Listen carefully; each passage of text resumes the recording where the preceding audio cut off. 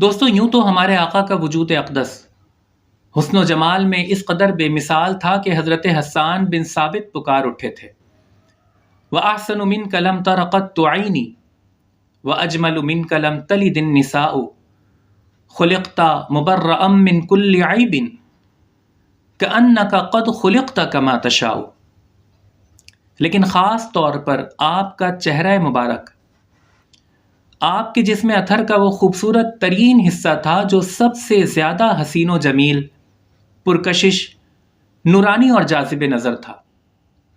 ایک مرتبہ آپ کے بے مثال حسن و جمال کا تذکرہ کرتے ہوئے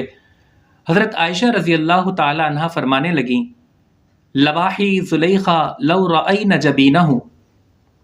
لأثرن بالقطع القلوب علی الایدی، کہ اگر زلیخا کو ملامت کرنے والیاں رسول مکرم کی نورانی پیشانی کو دیکھ لیتی تو اپنے ہاتھوں کو کاٹنے کے بجائے اپنے دلوں کے کاٹنے کو ترجیح دیتی۔ رسول مکرم کے روشن، نورانی اور پرکشش چہرہ مبارک کا تذکرہ کرتے ہوئے حضرت جابر بن سمرہ رضی اللہ تعالیٰ عنہ فرمانے لگے کہ میں نے چاندنی رات میں آقا کریم کے چہرہ انور کی زیارت کی، وعلیہ حلۃ حمراء، اس وقت آپ سرخ پوشاک زیب تن کیے ہوئے تھے۔ فجعلت انظر الیہ والی القمر، کبھی میں چاند کو دیکھتا اور کبھی رسول انور کے رخ انور کو دیکھتا، پھر کبھی میں رسول مکرم کے رخ انور کو دیکھتا اور کبھی چاند کو دیکھتا، اور بالآخر میں اس نتیجے پر پہنچا کہ فلہ کان فی عینی احسن من القمر، کہ رسول مکرم چاند سے بڑھ کر حسین و جمیل لگ رہے تھے۔ حضرت برا بن عازب رضی اللہ تعالیٰ عنہ نے رسول مکرم کی ایک مرتبہ زیارت کی۔ آپ سرخ پوشاک زیب تن کیے ہوئے تھے اور زلفوں میں مانگ نکالی ہوئی تھی۔ حضرت برا رضی اللہ تعالیٰ عنہ نے رسول مکرم کے بے مثال حسن و جمال کو ایک جملے میں اس طرح سے بیان کیا کہ لم ارى قبلہ ولا بعدہ احدا هو اجمل من، کہ میں نے رسول اللہ جیسے حسن و جمال والا نہ تو پہلے کسی شخص کو دیکھا اور نہ ہی بعد میں۔ دوستو اسی طرح حضرت ابو ہریرہ رضی اللہ تعالیٰ عنہ رسول اللہ کے حسن و جمال کا تذکرہ کرتے ہوئے فرمانے لگے،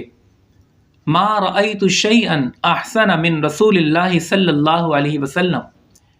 کہ میں نے رسول اللہ سے زیادہ کوئی چیز حسین و جمیل نہیں دیکھی۔ کأن الشمس تجری فی وجہہ، آپ کا چہرہ انور اس قدر روشن تھا جیسے کہ گویا سورج آپ کے چہرہ مبارک میں رواں دواں ہو اور چکر کاٹ رہا ہو۔ حضرت ہند بن ابی حالہ مہتاب سے روشن تر چہرہ مبارک کا تذکرہ کرتے ہوئے فرمانے لگے، یتلألأ وجہہ تلألؤ القمر لیلۃ البدر، کہ حضور کا چہرہ 14ویں رات کے چاند کی طرح چمکتا تھا۔ کسی نے حضرت ربیہ بنت معوذ سے درخواست کی رضی اللہ تعالیٰ عنہ کہ رسول مکرم کے کچھ اوصاف بیان کیجیے۔ کہنے لگیں، یا بنیہ لو رأیتہ رأیت الشمس طالعہ، اے بیٹے اگر تو سرکار دو عالم صلی اللہ علیہ وسلم کے چہرہ مبارک کو دیکھتا تو کہتا کہ گویا سورج نکلا ہوا ہے۔ حضرت ابو قرصافہ رضی اللہ تعالیٰ عنہ فرماتے ہیں کہ جب ان کی والدہ اور خالہ رسول اکرم کی بیعت کر کے واپس آئے تو کہنے لگے، ما رأینا مثل هذا الرجل احسن منہ وجہا ولا انقى ثوبا ولا الین کلاما، کہ ہم نے اس شخص یعنی رسول مکرم کی طرح خوبصورت چہرے، پاکیزہ لباس اور نرم کلام والا کوئی دوسرا شخص نہیں دیکھا ہے۔ دوستو ان روایات کا جائزہ لیں تو اندازہ ہوتا ہے کہ دراصل خالق کائنات نے اپنے پیارے حبیب کو وہ حسن و جمال عطا فرمایا تھا جس کی تعریف و توصیف سے انسان کی زبان عاجز ہے۔ اسی لیے کسی صحابی نے آپ کو چمکتا ہوا آفتاب، تو کسی نے 14ویں رات کا بدر کامل، اور کسی نے اس سے بھی زیادہ حسین تر قرار دیا، اور کچھ نے تو اپنے عجز کا اعتراف ان الفاظ میں کیا